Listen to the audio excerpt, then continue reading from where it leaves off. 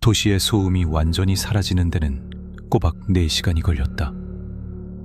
덜컹거리는 시외버스가 나를 강원도의 굽이진 산길 한가운데 내려놓았을 때 나는 잠시 방향 감각을 잃었다.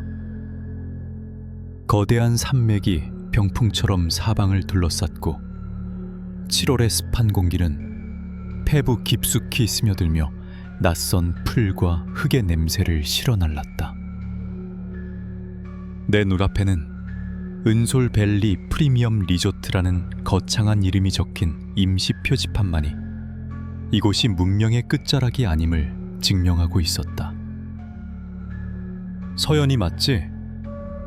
투박한 트럭 한 대가 먼지를 일으키며 멈춰서고 운전석에서 내린 남자가 물었다. 새아버지의 회사 로고가 박힌 안전모를 쓴 그는 김 반장이었다. 나는 고개를 끄덕이며 무거운 캐리어를 트럭 짐칸에 실었다. 고생했네. 여긴 한번 들어오면 나가기도 힘든 곳이라.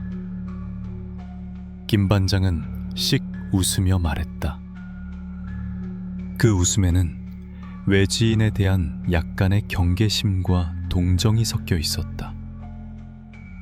건축학 전공인 내게 현장 실습은 필수였고 마침 새아버지가 총괄하는 이 대규모 프로젝트는 더할 나위 없이 좋은 기회였다.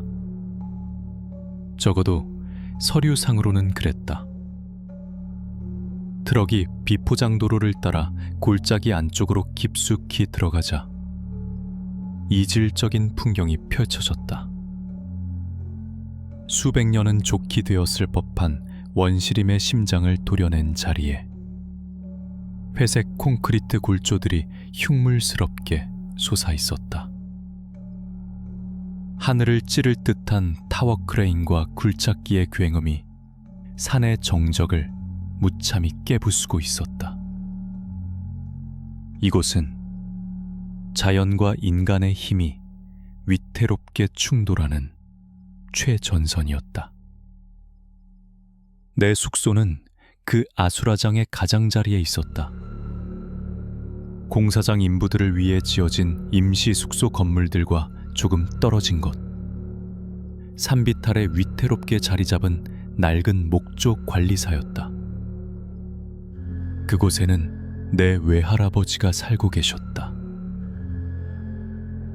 이 거대한 개발 프로젝트가 시작되기 훨씬 전부터 이 땅의 유일한 주민이었던 분. 새아버지는 할아버지가 끝까지 땅 팔기를 거부하자 관리인 직책과 함께 낡은 집을 그대로 유지하는 조건을 내걸었다고 했다. 덕분에 나는 한 달간 할아버지와 함께 지내게 되었다. 왔구나. 마루에 앉아 곰방대를 물고 계시던 할아버지는 나를 보고도 별다른 표정 변화가 없으셨다. 깊게 팬 주름과 햇볕에 검게 그을린 피부, 산의 능선을 닮은 무뚝뚝한 얼굴. 할아버지는 언제나처럼 말이 없으셨다. 나는 익숙하게 인사를 건네고 할아버지가 내어준 방에 짐을 풀었다. 창문을 열자 공사장의 소음 대신 서늘한 숲의 공기가 밀려 들어왔다. 방 안은 도시의 것과는 다른 종류의 어둠과 고요함으로 가득 차 있었다. 저녁 식사는 조촐했다. 할아버지가 산에서 캐온 나물과 직접 담근 된장으로 끓인 찌개가 전부였다. 우리는 말없이 밥을 먹었다. 식사가 끝날 무렵 할아버지가 나지막이 입을 열었다. 낮에는 저 아래에만 있거라. 날이 저물면 절대 숲 쪽으로는 가지 말고. 네? 왜요? 위험한 짐승이라도 있어요? 내 질문에 할아버지는 대답 대신 창밖의 어둠을 물끄러미 바라볼 뿐이었다. 산의 그림자가 길게 드리워지자 맹렬하던 공사장의 소음도 하나둘 잦아들었다. 인부들의 고함 소리와 웃음소리가 잠시 들려오다 이내 사라지고 골짜기에는 다시 무거운 침묵이 내려앉았다. 그 침묵은 평화롭다기보다 무언가를 숨기고 있는 듯 음흉했다. 그날 밤 나는 잠을 설쳤다. 익숙하지 않은 나무 삐걱이는 소리와 바람 소리 때문만은 아니었다.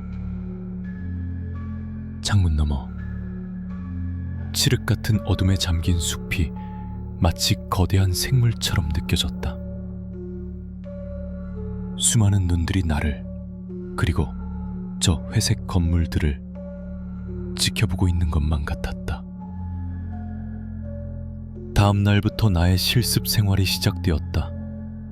나는 안전모를 쓰고 도면과 실제 건축물을 비교하며 현장을 누볐다. 박 부장이라는 현장 소장은 나를 귀찮아하는 기색이 역력했지만 새아버지의 딸이라는 사실 때문에 함부로 대하지는 못했다. 그는 오직 공사 기간 단축과 비용 절감에만 혈안이 되어 있는 전형적인 사람이었다. 이쪽 집안이 좀 무른 것 같네요. 설계 변경을 고려해봐야 하지 않을까요? 내가 조심스럽게 의견을 내놓자 박 부장은 코웃음을 쳤다. 학생은 아직 뭘 모르는군. 이 바닥은 보면대로만 하면 남는 게 없어. 어떻게든 밀어붙여야 돈이 되는 거야. 그의 말처럼 현장은 아슬아슬한 속도전의 연속이었다. 안전규정은 종종 무시되었고 인부들은 지친 기색으로 기계처럼 움직였다. 그들의 눈에는 생기 대신 피로와 조급함만이 가득했다. 며칠이 지났다. 나는 조금씩 이곳 생활에 적응해 갔지만 밤마다 숲에서 느껴지는 기묘한 위협감은 사라지지 않았다. 오히려 그 감각은 날이 갈수록 선명해졌다. 그리고 할아버지의 경고는 단순한 노파심이 아니었다. 밤에는 절대 나가지 마라. 특히 달 없는 금음에는. 할아버지는 마루에 앉아 사냥용 칼을 손질하며 다시 한번 말했다. 그의 눈빛은 그 어느 때보다 진지했다. 이 산은 주인이 있다. 우리는 손님일 뿐이야. 손님이 주인 행세를 하려 들면 반드시 화를 입는 법이지. 나는 할아버지의 말을 그저 오래된 미신 정도로 여겼다. 하지만 그날 밤 나는 할아버지의 말이 단순한 미신이 아님을 깨닫게 될 사건의 서막을 목격했다. 자정무렵 갈증 때문에 잠에서 깬 나는 물을 마시러 부엌으로 향했다. 그때였다. 창밖 관리사 주변을 어슬렁거리는 희미한 그림자를 본 것은 심장이 철렁 내려앉았다. 나는 숨을 죽이고 창문에 바싹 다가갔다. 달빛이 구름에 가려 형체는 흐릿했지만 분명 사람의 움직임은 아니었다. 네 발로 걷는 짐승. 하지만 개나 고양이보다는 훨씬 컸다. 그것은 공사 현장을 향해 잠시 멈춰 서더니 마치 무언가를 감시하듯 한참을 바라보다가 소리 없이 숲의 어둠 속으로 사라졌다. 온몸에 소름이 돋았다. 나는 그날 밤 내가 본 것이 무엇인지 할아버지에게 차마 물어볼 수 없었다. 그저 그것이 앞으로 닥쳐올 끔찍한 비극의 전조였음을 어렴풋이 직감할 뿐이었다. 그날 밤 내가 목격한 그림자는 시작에 불과했다. 그 후 며칠 동안 공사 현장에는 설명할 수 없는 자잘한 사고들이 연이어 발생했다. 밤사이 쌓아둔 시멘트 포대가 누군가 날카로운 발톱으로 핥힌 것처럼 찢겨 있거나 절단해둔 철근 몇 개가 감쪽같이 사라지기도 했다. 심지어는 굴착기 조종석의 배선이 예리한 이빨 자국과 함께 끊겨 있는 일까지 벌어졌다. 인부들은 흉흉한 소문으로 수군거렸다. 이 터가 센 곳이라더니 산신이 도했나봐. 하지만 박 부장은 그런 말들을 코웃음으로 일축했다. 요즘 멧돼지들이 민가까지 내려와서 난리라더니 딱 그 짝이구만. 아니면 너구리 떼짓이거나. 별것도 아닌 일로 호들갑 떨지 말고 작업이나 서둘러. 그의 관심은 오직 공기에 맞춰 건물을 올리는 것뿐이었다. 이런 사소한 문제들로 환경평가나 안전조사가 추가되어 공사가 지연되는 것을 그는 병적으로 싫어했다. 그러던 어느 날 사건이 터졌다. 이른 아침 임시경비초소에서 고성이 터져나왔다. 야간 경비원이 새파랗게 질린 얼굴로 모니터를 가리키고 있었다. 간밤에 녹화된 CCTV 영상이었다. 박 부장과 김 반장을 비롯한 몇몇 사람들이 모니터 주위로 몰려들었고 나도 그들 틈에 끼어 화면을 들여다보았다. 자정 무렵의 적외선 카메라 화면은 온통 흑백이었다. 화면 속에서 아직 골조만 앙상한 A동 건물 뒤편을은 무언가 거대한 것이 스르륵 나타났다. 멧돼지나 너구리와는 비교도 되지 않을 만큼 거대한 덩치. 표범과 비슷했지만 몸의 무늬가 달빛 아래서 기이하게 일렁이는 것처럼 보였다. 무엇보다 소름 끼치는 것은 그 움직임이었다. 굶주린 맹수처럼 거칠지도 겁먹은 야생동물처럼 소심하지도 않았다.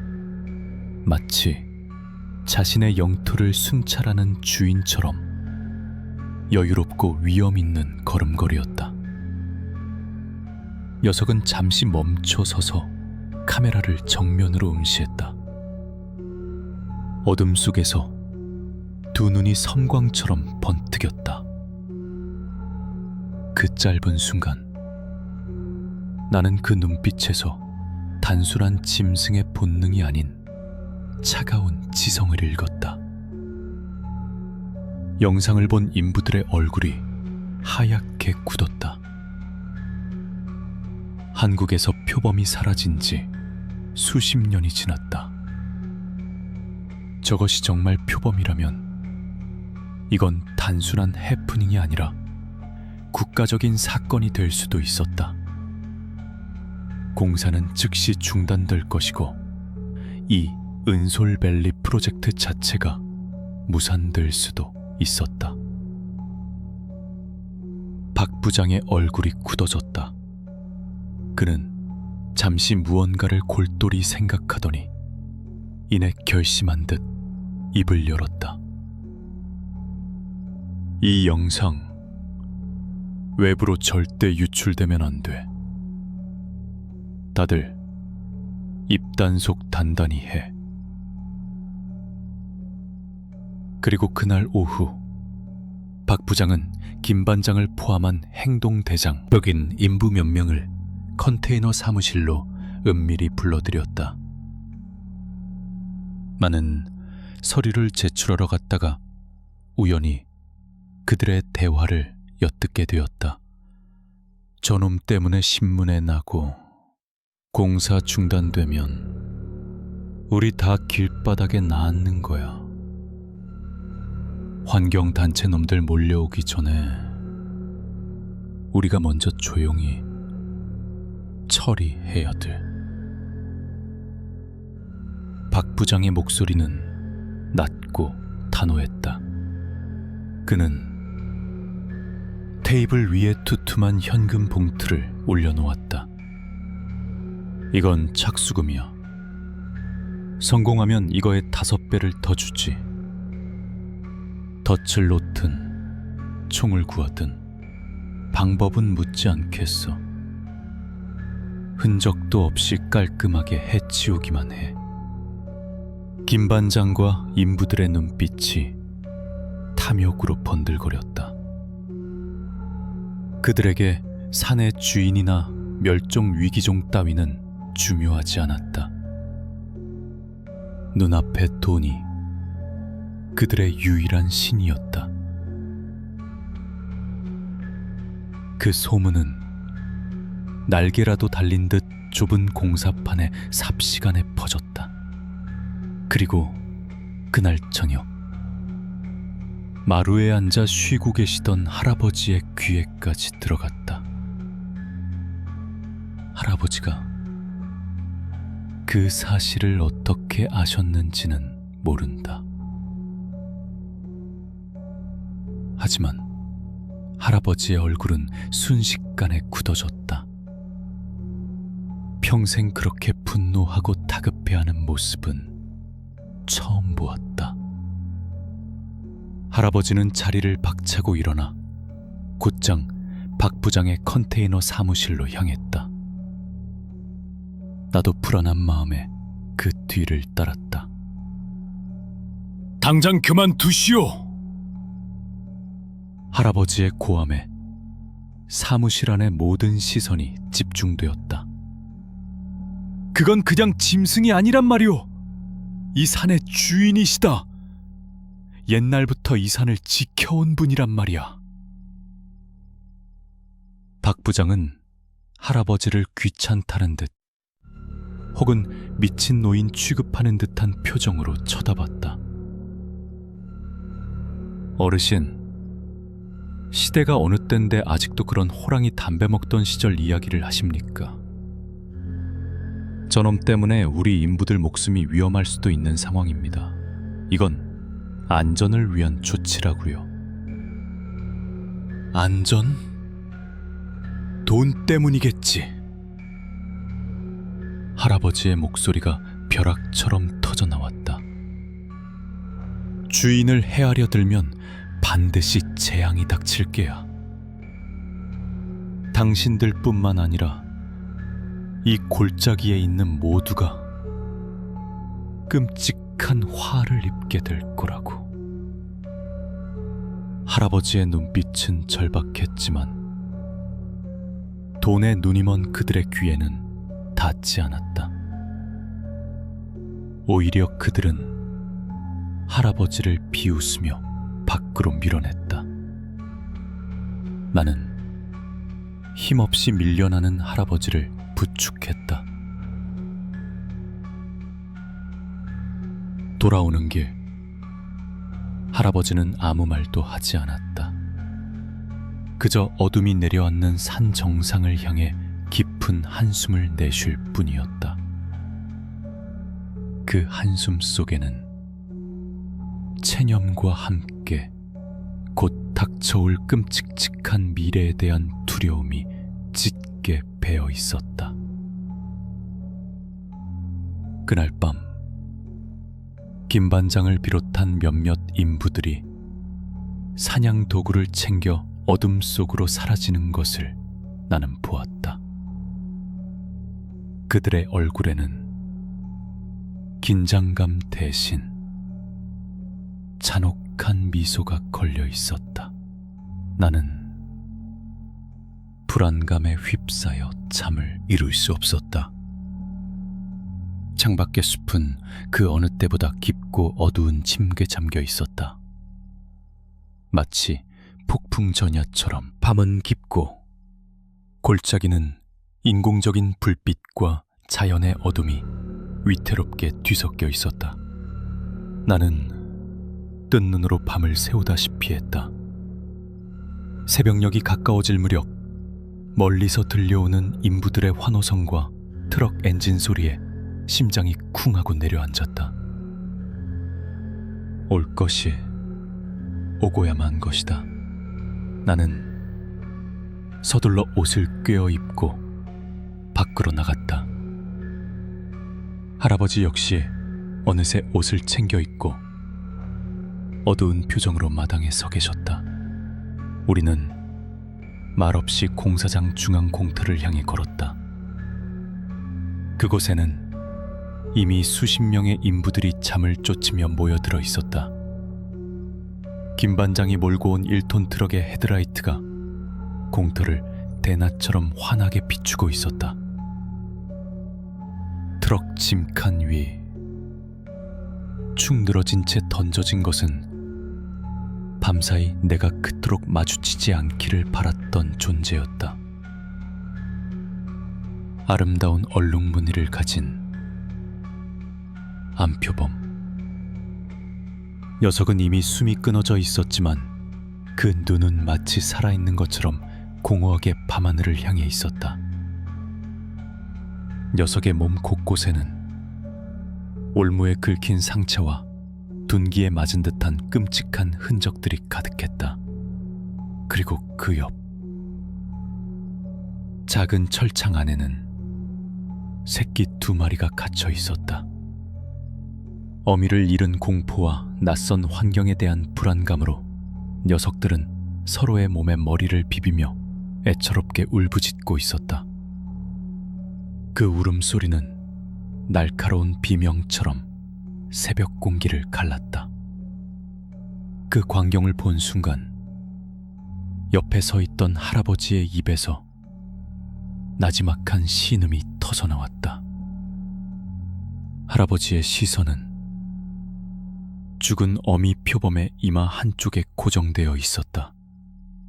그곳에는 오래전에 생긴 듯한 초승달 모양의 흉터가 선명하게 남아 있었다.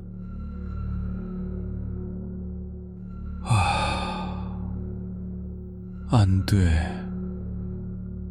할아버지의 목소리는 절망으로 가득 차 있었다. 그 표정을 본 나는 문득 오래전 할아버지가 스치듯 했던 이야기를 떠올렸다. 몇 해 전 겨울 폭설로 고립되었을 때 길 잃은 어미 표범과 새끼들을 우연히 발견해 자신의 헛간에서 며칠간 보살펴준 적이 있다고. 그때 어미 표범의 이마에 독특한 흉터가 있었다는 말까지도. 할아버지는 그들을 호령인이라 부르지는 않았지만 산의 영이들을 든 존재라며 경외심을 표했었다. 할아버지는 비틀거리는 걸음으로 트럭 앞으로 다가갔다. 그는 거의 애원하듯 김 반장에게 말했다. 제발 새끼들은 살려주게. 어미는 이미 죽었으니 어쩔 수 없지만 저 새끼들은 아직 아무것도 모르지 않나. 내가 책임지고 산 깊은 곳에 풀어주고 오겠네. 하지만 승리감과 탐욕에 취한 김 반장에게 할아버지의 말은 들리지 않았다. 그는 의기양양하게 웃으며 할아버지를 밀쳐냈다. 이 노인네가 아직도 잠꼬대를 하시나? 이것들도 놔두면 커서 사람 해칠지. 어떻게 알아? 싹을 잘라야지, 싹을. 그때 박 부장이 외투를 걸치고 나타났다. 그는 만족스러운 미소를 지으며 김 반장의 어깨를 두드렸다. 수고했어, 김 반장. 약속한 돈은 오늘 바로 처리해주지. 그는 새끼들이 갇힌 철창을 발로 툭 차며 말했다. 이놈들은 어떻게 할 건가? 동물원에 팔아도 돈이 꽤 될 텐데. 에이, 부장님. 괜히 소문나서 좋을 거 없습니다. 이놈들도 그냥 처리하는 게 뒤탈 없이 깔끔합니다. 김 반장의 눈이 번뜩 꼈다. 그 처리라는 말이 어떤 끔찍한 의미를 내포하고 있는지 나는 직감적으로 알 수 있었다. 인부들은 환호하며 축제 분위기에 휩싸였다. 누군가는 오늘 저녁에 표범고기로 파티하자고 외쳤고, 다른 이들은 쓸개랑 뼈는 약으로 쓰면 최고라던데 라며 거들었다. 그들의 눈에는 생명에 대한 존중 따윈 조금도 없었다. 오직 야만적인 호기심과 탐욕만이 번들거릴 뿐이었다. 할아버지는 땅바닥에 주저앉아 더 이상 아무 말도 하지 못했다. 그저 떨리는 손으로 마른 얼굴을 감싸줄 뿐이었다. 그 순간 나는 철창 속 새끼 표범 한 마리와 눈이 마주쳤다.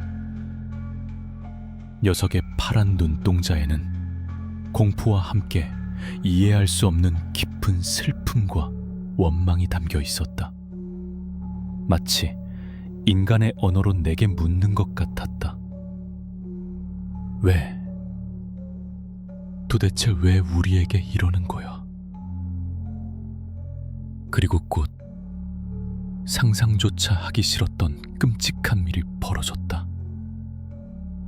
김 반장과 인부 2명이 희죽거리며 철창을 들고 향한 곳은 한동안 사용하지 않아 굳어있던 낡은 시멘트 믹서였다. 그들은 기계 뚜껑을 열고 새끼들이 필사적으로 울부짖으며 발버둥치는 철창을 그대로 들어올려 안으로 던져 넣었다. 안 돼! 할아버지의 절주가 터져 나왔지만 그 소리는 쿵 하고 기계 뚜껑원이 닫히는 둔탁한 소리에 묻혀버렸다.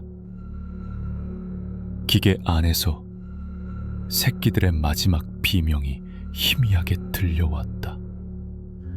나는 그 자리에 얼어붙었다. 비명조차 지를 수 없었다. 내 눈앞에서 벌어진 것은 사냥이 아니었다. 그것은 명백한 학살이었고 신성한 존재에 대한 모독이었다. 그날 밤 공사장은 광란의 파티장으로 변했다. 인부들은 모닥불을 피우고 어미 표범의 가죽을 벗겨 자랑스럽게 내걸었다. 고기를 굽는 냄새와 술 냄새, 그리고 그들의 저속한 웃음소리가 골짜기를 가득 메웠다. 그들은 자신들이 저지른 죄의 무게를 전혀 알지 못했다. 하지만 나는 알 수 있었다. 어둠에 잠긴 산이 침묵 속에서 이 모든 것을 지켜보고 분노하고 있다는 것을, 그리고 그 분노는 곧 끔찍한 대가를 요구하게 될 것이라는 사실을. 광란의 밤이 지나고 숙취와 피로가 섞인 찌뿌둥한 아침이 밝았다. 평소 같았으면 벌써 굴착기 소음과 인부들의 고함으로 시끄러웠을 공사장이 이상할 만큼 조용했다. 마치 모두가 깊은 잠에 빠져 아무도 깨어나지 못한 것처럼 짙은 안개만이 잿빛 건물들 사이를 유령처럼 떠다니고 있었다. 나는 뜬 눈으로 밤을 지새운 탓에 무거운 몸을 이끌고 밖으로 나섰다. 어젯밤의 축제 흔적이 어지럽게 널려 있었다. 다 먹고 버린 술병과 음식 쓰레기, 그리고 모닥불에 남은 재가 을씨년스러운 풍경을 더했다. 그때 저 멀리 시멘트 믹서 쪽에서 누군가의 다급한 목소리가 들려왔다. 김반장! 김반장 못 봤어? 아침부터 보이질 않네. 몇몇 인부들이 김반장을 찾아다니고 있었다. 어젯밤 파티의 주인공이었던 그는 술에 가장 심하게 취해 있었다. 다들 그가 숙소 어딘가에서 뻗어자고 있을 거라 대수롭지 않게 생각하는 눈치였다. 나는 불길한 예감에 사로잡혀 그들이 모여있는 곳으로 천천히 다가갔다. 어제 새끼 표범들이 던져졌던 바로 그 시멘트 믹서였다. 인부 하나가 믹서에 달린 사다리를 밟고 올라가 안을 들여다보더니 이내 얼굴이 새하얗게 질려 비명을 질렀다. 으악! 사람이 있어! 그의 비명에 주변에 있던 모든 인부들이 순식간에 몰려들었다. 박 부장도 소식을 듣고 황급히 달려왔다. 나도 공포심을 애써 억누르며 사람들 틈을 비집고 들어가 다른 인부가 올라간 사다리 아래에서 위를 올려다보았다. 그 안에는 김 반장이 있었다. 그는 이미 죽어 있었다. 하지만 그 모습은 평범한 죽음이 아니었다. 그는 믹서 날에 몸이 낀 채 끔찍한 형태로 굳어 있었다. 마치 거대한 짐승에게 물어뜯겨 뼈가 으스러진 것처럼 팔다리는 기괴한 각도로 꺾여 있었고 얼굴은 형체를 알아볼 수 없을 만큼 뭉개져 붉은 피와 회색 시멘트 가루가 엉겨붙어 있었다. 더욱 소름 끼치는 것은 어젯밤 분명히 꺼져 있던 믹서의 전원 스위치가 온 위치로 올라가 있었다는 사실이다. 누군가가 스위치를 켜지 않는 한 절대 저절로 작동할 리 없는 낡은 기계였다. 이게 어떻게 된 일이야? 박 부장은 말을 더듬으며 뒷걸음질 쳤다.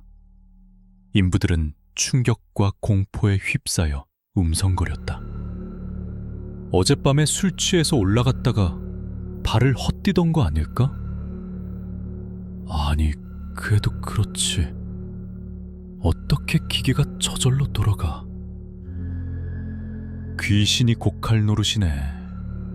혹시 어제 그 표범... 누군가 조심스럽게 꺼낸 말에 모두의 얼굴에 두려움의 그림자가 드리워졌다. 어젯밤의 환호와 광기는 온데간데 없고 이제 그들의 마음속에는 차가운 공포가 싹트기 시작했다.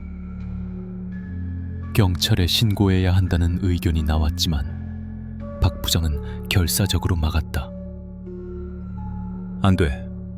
경찰이 오면 어제 표범 잡은 일까지 다 들통나. 공사 중단은 물론이고 우리 전부 쇠고랑 찰 수도 있어. 이건 그냥 끔찍한 안전사고일 뿐이야. 우리가 조용히 수습하자고. 결국 김 반장의 죽음은 실족에 의한 비극적인 사고로 덮어졌다. 몇몇 인부들이 무거운 침묵 속에서 그의 시신을 끌어내렸다. 시신은 이미 차갑게 굳어 하나의 끔찍한 조각상처럼 보였다. 나는 그 광경을 참아 끝까지 지켜보지 못하고 돌아섰다. 숙소로 돌아오는 길 마루에 앉아 계신 할아버지와 마주쳤다. 할아버지는 이미 모든 것을 알고 있다는 듯 그저 멀리 안개 낀 산 정상을 말없이 응시하고 계셨다. 그의 입에서 나지막한 혼잣말이 새어나왔다.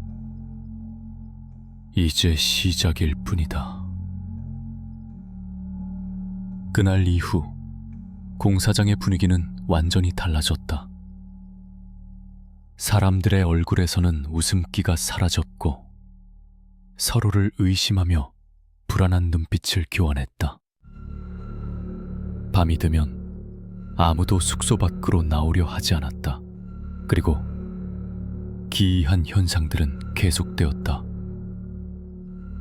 공사장 곳곳의 전등이 이유 없이 깜빡거리거나 꺼놨던 라디오에서 밤새도록 정체불명의 지지직거리는 소리가 흘러나왔다.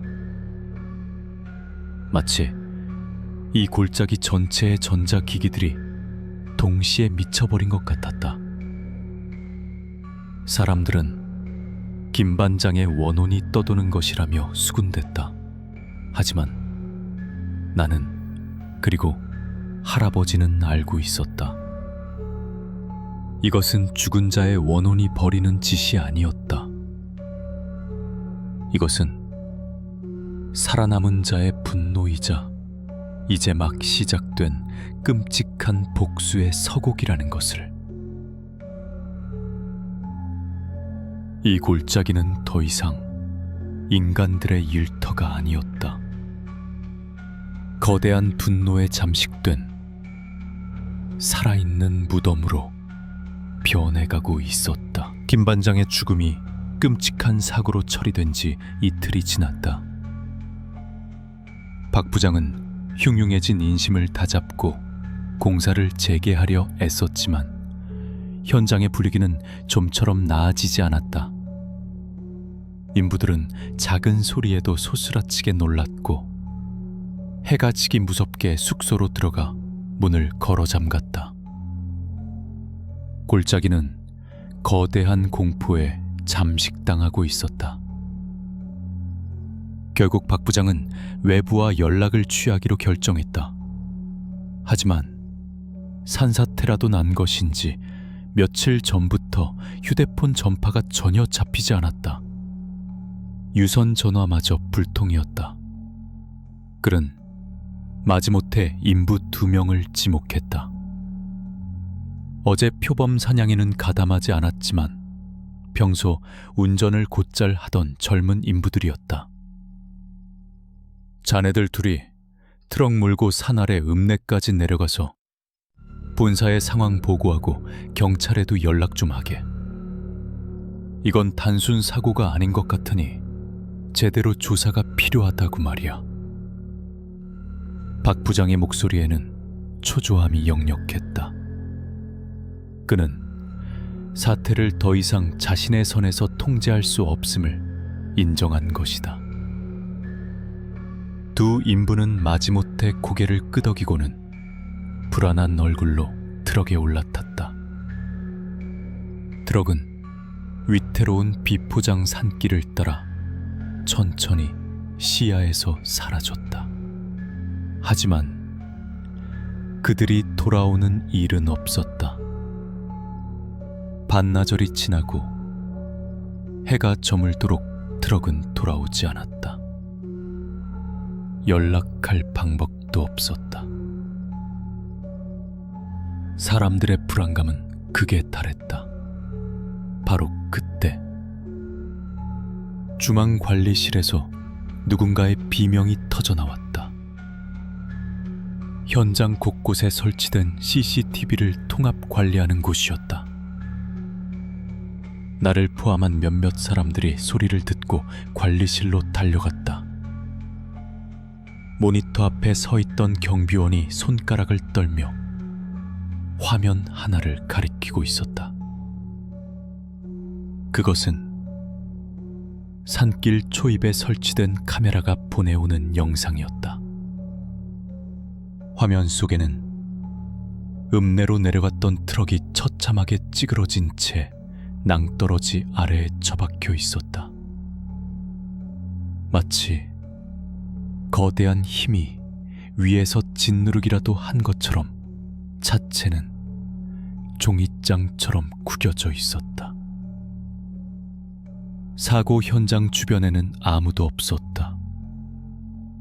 구조대가 온 흔적도 다른 차량의 모습도 보이지 않았다. 그저 끔찍한 잔해만이 덩그러니 남아있을 뿐이었다. 사고가 났어.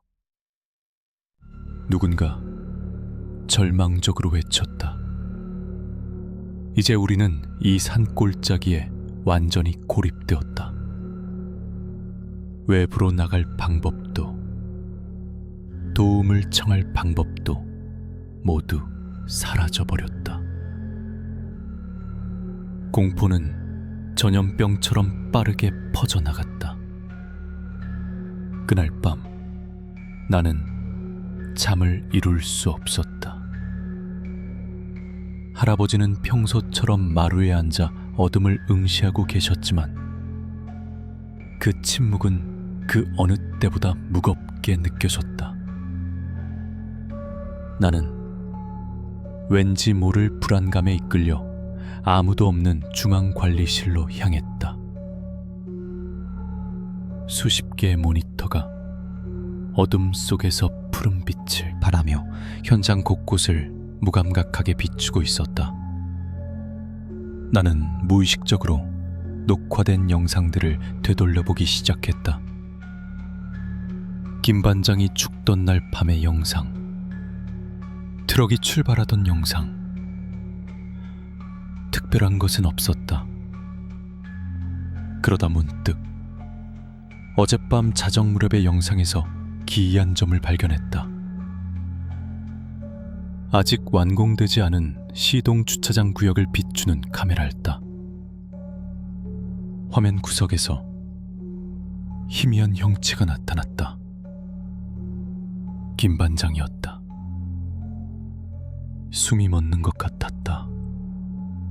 그는 분명 며칠 전에 죽었다. 하지만 화면 속의 그는 살아있는 사람처럼 천천히 걷고 있었다. 다만 그 걸음걸이가 이상했다. 살아있는 사람의 걸음이 아니었다. 한쪽 다리를 심하게 절뚝이며 마치 인형처럼 삐걱거리며 움직였다. 그의 손에는 시멘트를 섞을 때 쓰던 낡은 삽이 들려 있었다. 그는 삽을 바닥에 질질 끄며 어두운 주차장 복도를 하염없이 배회하고 있었다. 나는 온몸에 소름이 돋아 비명을 지를 뻔했다. 그때 화면 속에서 다른 인부 한 명이 나타났다. 야간 순찰을 돌던 사람이었다. 그는 망령이 된 김 반장을 보지 못하는 듯했다. 그는 그저 주변을 두리번거리다 반대편으로 걸어갔다. 하지만 그것은 순찰자를 보았다. 김 반장의 망령은 천천히 고개를 돌려 그를 응시했다. 그리고는 소리 없이 유령처럼 그의 뒤를 따르기 시작했다.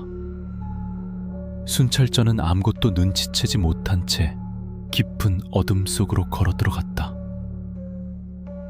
망령은 그를 어둠 속 어느 지점으로 이끌었다. 그곳은 안전 펜스도 없이 방치된 깊은 배수구였다. 순찰자가 발을 헛디디며 어둠 속으로 사라지는 모습은 영상에 찍히지 않았다. 하지만 나는 똑똑히 보았다. 그가 사라진 직후 김 반장의 망령이 배수구 구멍을 내려다보며 마치 만족스럽다는 듯이 천천히 고개를 끄덕이는 모습을. 다음 날 아침 야간 순찰을 돌던 인부가 실종되었다는 소식이 들려왔다. 사람들은 그가 공포를 이기지 못하고 밤중에 몰래 도망쳤을 것이라 추측했다. 하지만 나는 진실을 알고 있었다. 그는 도망친 것이 아니었다. 그는 이미 이 공사 현장의 일부가 되어버렸다. 이 저주받은 땅은 이제 희생자를 묻는 거대한 무덤이었고 죽은 자의 망령이 산자를 사냥하는 끔찍한 사냥터였다.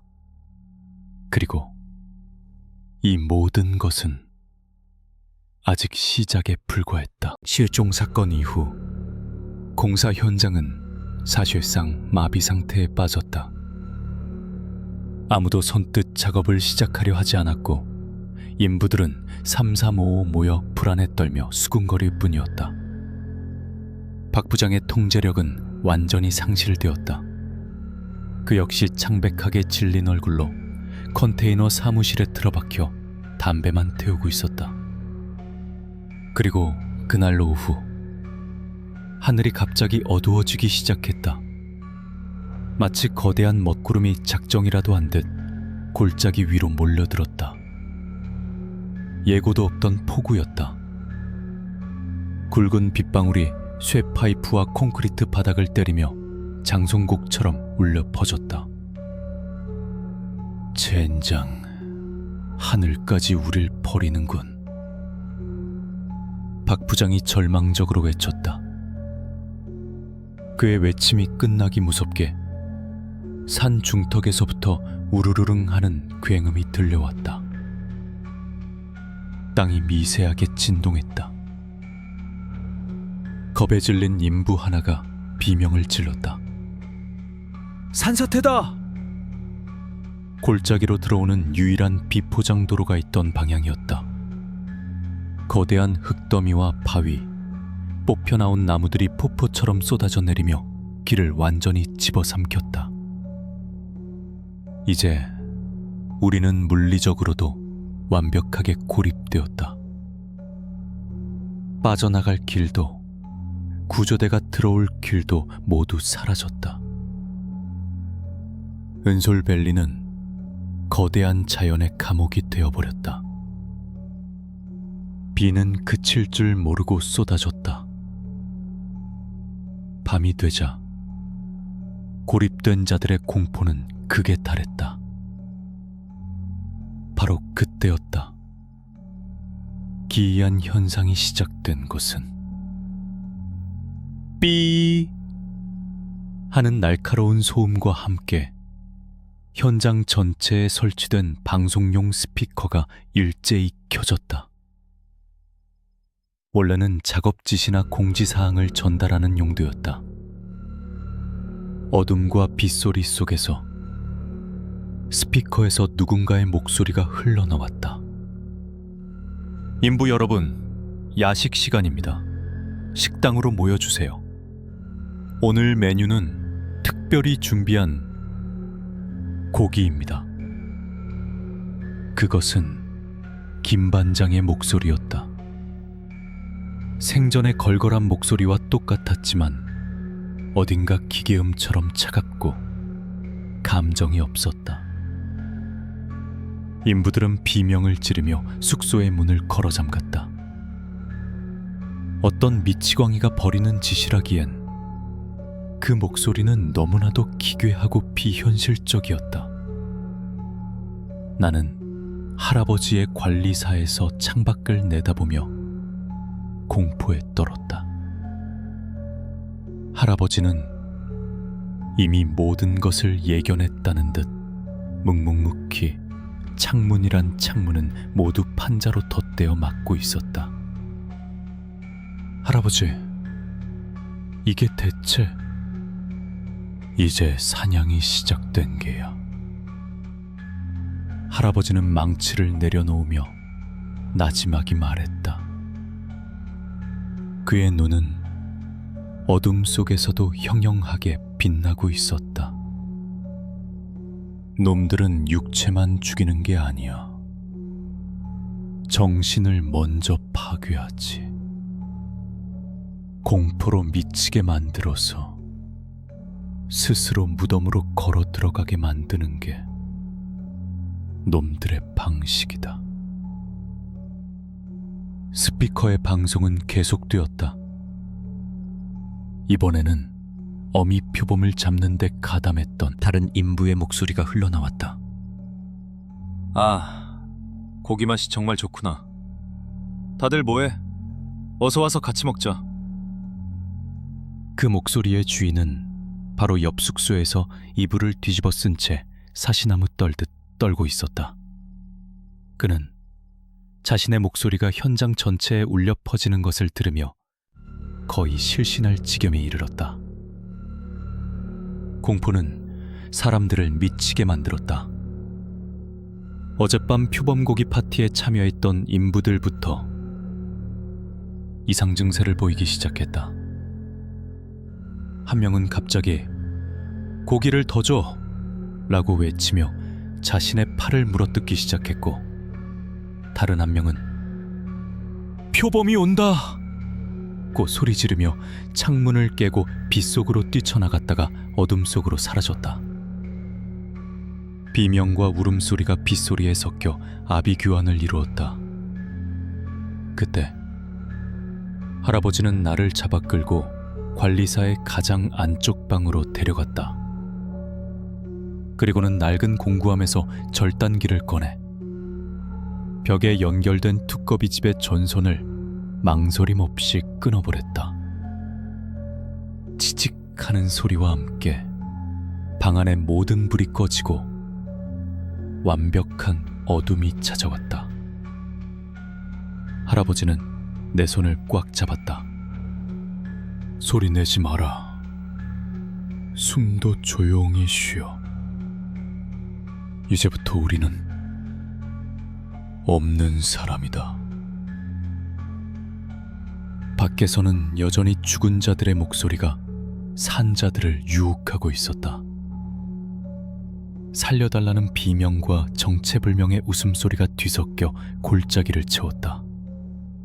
나는 어둠 속에서 할아버지의 옷자락을 붙잡고 가늘게 떨었다. 이것은 단순한 폭우나 산사태가 아니었다. 보이지 않는 존재에 의한 치밀하고 잔혹한 현대적인 포위였다. 우리는 이제 거대한 덫에 갇힌 사냥감에 불과했다. 얼마나 시간이 흘렀을까? 바깥의 소음이 조금 잦아드는가 싶더니 갑자기 우리 관리사 현관문 쪽에서 쾅쾅 하는 격렬한 소리가 들려왔다. 단순한 노크가 아니었다. 문을 부수려는 듯한 필사적인 몸부림이었다. 어르신, 서연아, 문 좀 열어줘요. 제발. 박 부장의 목소리였다. 그 뒤로 몇몇 인부들의 겁에 질린 목소리도 뒤섞여 들려왔다. 나는 놀라 할아버지를 쳐다봤지만 할아버지는 미동도 없이 어둠 속에서 귀를 기울일 뿐이었다. 제발요. 저 괴물들이 놈들이 동료들을 하나씩 끌고 가고 있어요. 여기만 안전해 보인단 말입니다. 제발. 그들의 애원에는 죽음의 공포가 서려 있었다. 이성과 판단력이 모두 마비된 생존 본능만이 남은 짐승의 울부짖음 같았다. 문을 두드리는 소리는 점점 더 거칠어졌다. 낡은 나무 문이 금방이라도 부서질 듯 삐걱거렸다. 결국 할아버지는 한숨을 내쉬며 자리에서 일어났다. 할아버지는 내게 내 뒤에 꼭 붙어있거라 라고 말한 뒤 조심스럽게 방문을 열고 현관으로 향했다. 나도 그림자처럼 그 뒤를 따랐다. 할아버지가 빗장을 풀자마자 박 부장과 살아남은 인부 서너 명이 눈사태처럼 안으로 쏟아져 들어왔다. 그들은 들어오자마자 허겁지겁 문을 닫고 빗장을 다시 걸었다. 몰골이 말이 아니었다. 온몸은 흙과 비에 젖어 있었고 얼굴은 공포로 하얗게 질려 있었다. 살았다. 박 부장은 거친 숨을 몰아쉬며 바닥에 주저앉았다. 그는 경계심 가득한 눈으로 우리와 반환을 훑어보았다. 마치 이곳의 안전을 확인하려는 듯이. 우리는 잠시 아무 말도 없이 서로를 마주보았다. 바깥의 빗소리와 정체 모를 소음들이 더 가깝게 들려왔다. 그때였다. 지금까지와는 차원이 다른 육중한 무언가가 땅을 울리는 소리가 들려오기 시작했다. 쿵, 쿵, 쿵. 마치 거대한 거인이 걸어오는 듯한 발소리였다. 그 소리는 점점 가까워지더니 우리 관리사 바로 앞에서 멈췄다. 방 안에 모두가 숨을 죽였다. 박 부장과 인부들은 거의 경기를 일으킬 듯 떨고 있었다. 쾅! 집 전체가 흔들릴 정도의 엄청난 충격이 현관문을 강타했다. 나무문이 비명을 지르며 안쪽으로 휘어졌다. 단단히 걸어 잠근 빗장이 아니었다면 이미 박살이 났을 것이다. 쾅! 두 번째 충격에 문짝 일부가 부서져 나가며 파편이 튀었다. 그 틈으로 칠흑 같은 어둠보다 더 짙고 거대한 그림자가 언뜻 보였다. 그것은 인간의 형상이 아니었다. 털로 뒤덮인 거대한 짐승의 실루엣이었다. 공포에 질린 인부 하나가 비명을 질렀다. 저게 바로... 박 부장의 눈이 미친 듯이 흔들렸다. 그는 공포 속에서 무언가를 필사적으로 찾듯 주변을 두리번거렸다. 그리고 그의 시선이 내게 와서 멎었다. 그 순간 그의 눈빛이 교활하고 잔인하게 변했다. 나는 그 눈빛의 의미를 알아차리기도 전에 끔찍한 일을 당하고 말았다. 그래, 새끼. 박 부장은 알아들을 수 없는 말을 중얼거리며 내게 달려들었다. 이봐 소연아. 그는 나를 속이려는 듯 다정한 척 내 이름을 부르며 발을 낚아챘다. 순식간에 벌어진 일이었다. 할아버지가 막을 틈도 없이 박 부장은 엄청난 힘으로 나를 부서진 문 쪽으로 밀어던졌다. 나는 비명을 지르며 복도로 나뒹굴었다. 내가 넘어지는 것과 동시에 박 부장과 인부들은 재빨리 안방으로 들어가 안에서 문을 잠가버렸다. 쾅 하고 닫히는 문소리와 함께 박 부장의 미친 외침이 들려왔다. 괴물놈아, 네가 원하는 건 새끼잖아. 저 애를 줄 테니 우린 살려주어.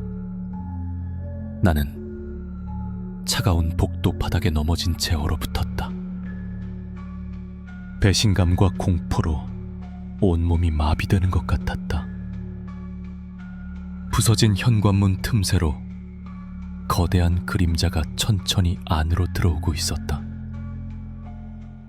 축축한 흙냄새와 함께 짙은 피비린내가 끼쳐왔다. 그것은 나를 향해 천천히 다가오고 있었다. 나는 이제 도간에 든 쥐였다. 거대한 그림자가 한 걸음씩 다가올 때마다 심장이 얼어붙는 것 같았다.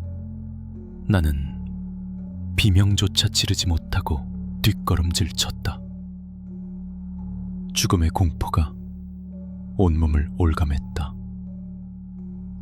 그림자는 마침내 희미한 달빛이 들어오는 곳까지 다가왔고 그 끔찍한 형체를 드러냈다. 그것은 온몸이 검은 털로 뒤덮인 반인 반수득 괴물이었다.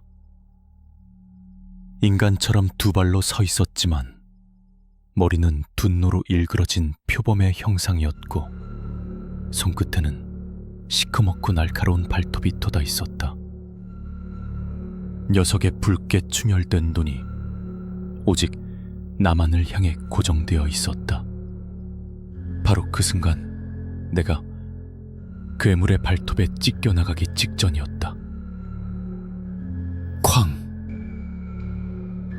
안에서 잠겨있던 방문이 거대한 충격과 함께 박살나며 열렸다.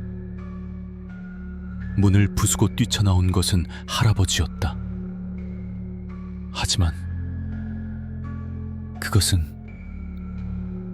내가 알던 할아버지의 모습이 아니었다. 할아버지의 입에서 터져나온 것은 인간의 외침이 아닌 맹수의 포효였다. 그의 몸이 순식간에 부풀어 오르고 옷이 찢어져 나가며 온몸에 표범의 얼룩무늬가 나타났다. 얼굴은 길게 늘어나고 날카로운 송곳니가 돋아났다. 불과 몇 초 만에 할아버지는 나를 덮치려던 괴물보다 더 거대한 한 마리의 흑표범으로 변해 있었다. 나는 눈앞의 광경을 믿을 수 없었다. 내 평생의 보호자였던 할아버지가 바로 그 괴물과 같은 존재였다니. 할아버지, 아니, 흑표범으로 변한 존재는 나를 등 뒤로 감싸듯 앞을 가로막고는 반인 반수의 괴물을 향해 위협적으로 으르렁거렸다. 두 존재 사이에는 인간이 감히 끼어들 수 없는 팽팽한 긴장감이 흘렀다. 반인 반수의 괴물, 즉 아비 호령이는 잠시 주춤했다. 그는 예상치 못한 동족의 등장에 당황한 듯했다. 그의 분노에 찬 시선이 할아버지에게서 나에게로, 다시 할아버지에게로 오갔다. 바로 그때 믿을 수 없는 일이 벌어졌다. 아비 호령인의 등 뒤 어둠 속에서 작은 그림자 하나가 아장아장 걸어 나왔다. 그것은 살아남은 새끼 호령인이었다. 녀석은 아직 인간과 표범의 모습이 불안정하게 뒤섞인 어린아이의 형상을 하고 있었다. 새끼는 두려움 없이 천천히 앞으로 걸어 나왔다. 그리고는 대치하고 있는 두 거대한 존재를 지나쳐 곧장 할아버지에게로 다가왔다. 녀석은 할아버지, 즉 거대한 흑표범의 앞발에 자신의 작은 머리를 부드럽게 비볐다. 마치 오래전 자신을 구해줬던 은인을 기억하고 있다는 듯이. 그 행동에는 어떠한 적의도 없었다. 오직 순수한 친근함과 반가움만이 담겨 있었다. 그 모습을 본 아비 호령인의 몸에서 팽팽했던 기세가 천천히 누그러졌다. 그의 붉었던 딸 눈빛이 조금씩 제정신으로 돌아왔다. 맹렬한 분노가 잦아들고 그 자리에는 깊은 슬픔과 피로감이 채워졌다. 마침내 팽팽했던 대치는 그렇게 끝이 났다. 나는 이 모든 비현실적인 상황에 정신을 차릴 수가 없었다. 충격과 혼란 속에서 나는 무의식적으로 주머니에서 휴대폰을 꺼내 쥐었다. 전원이 꺼져 새까만 화면. 나는 그 화면에 비친 내 모습을 보았다. 그리고 숨을 멈췄다. 공포에 질려 잔뜩 겁먹은 내 얼굴. 하지만 내 두 눈은 어둠 속에서도 기이할 정도로 밝게 금빛으로 빛나고 있었다.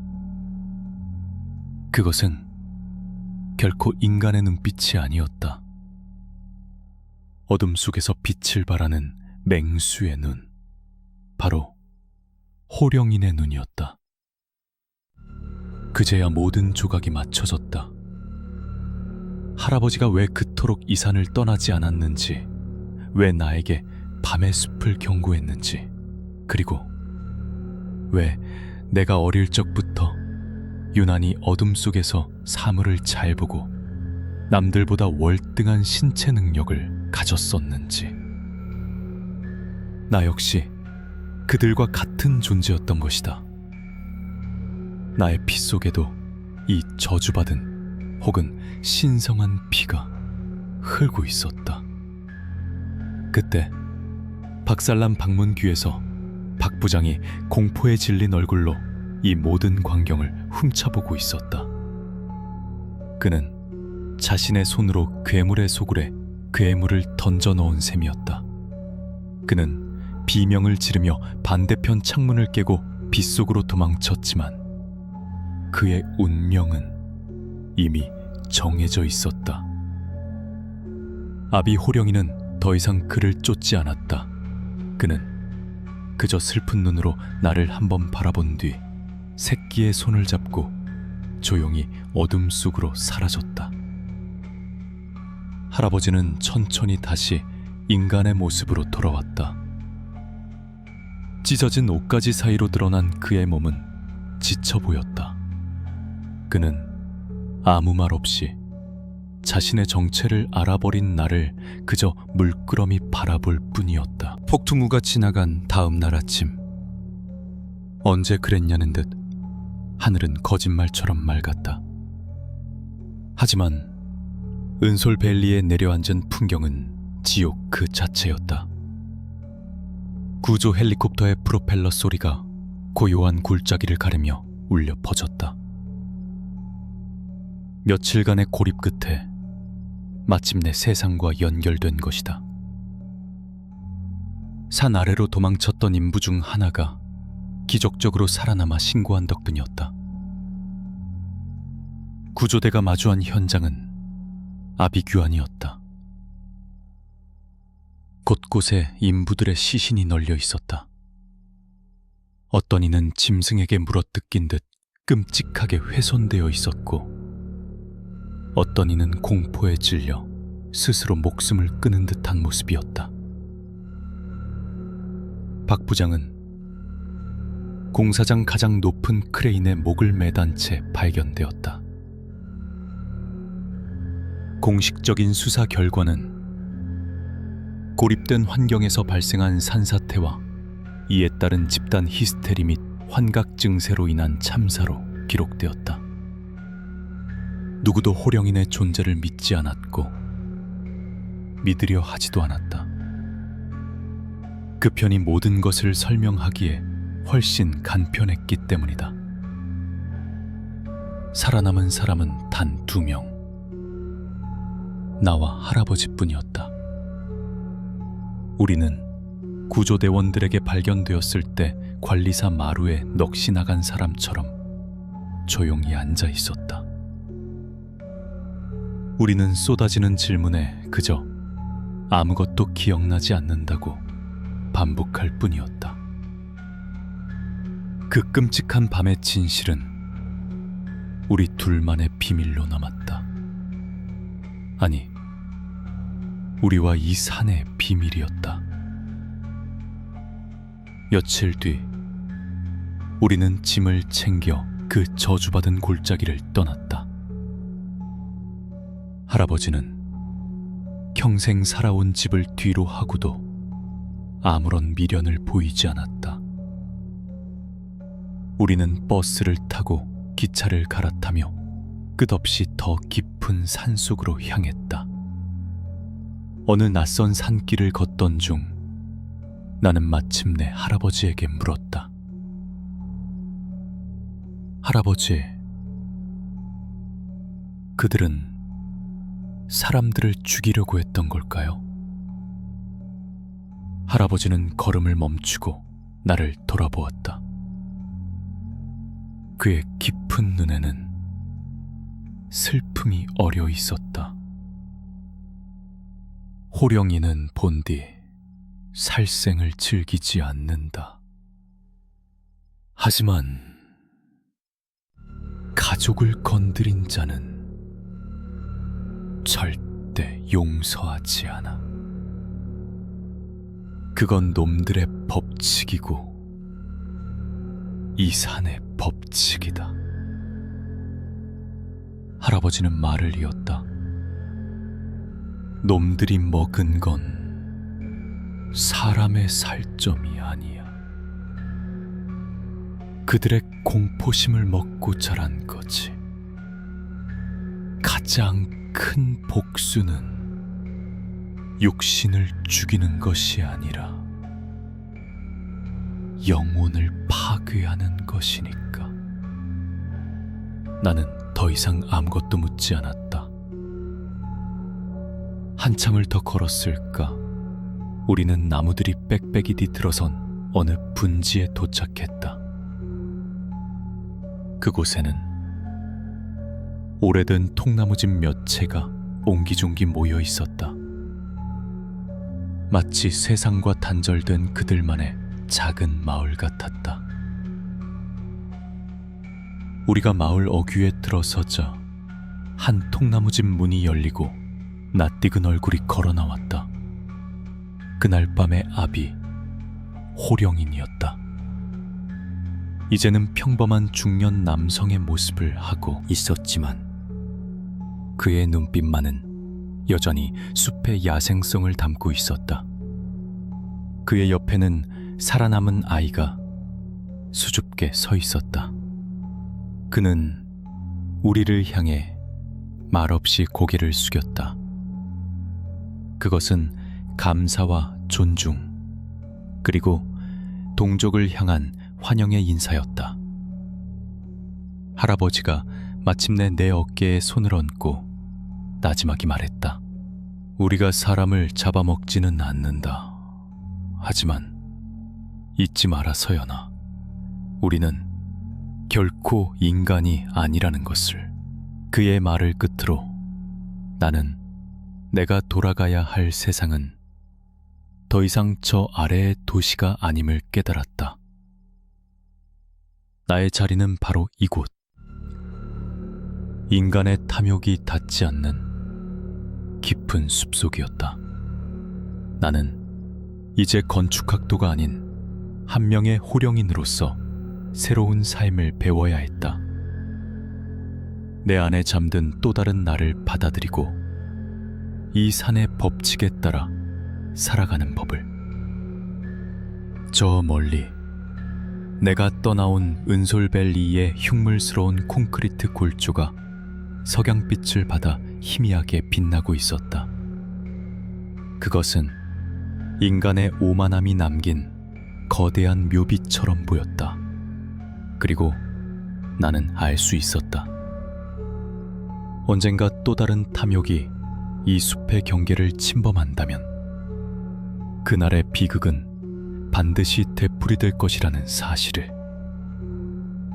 이 산은 모든 것을 기억하고 있었으므로.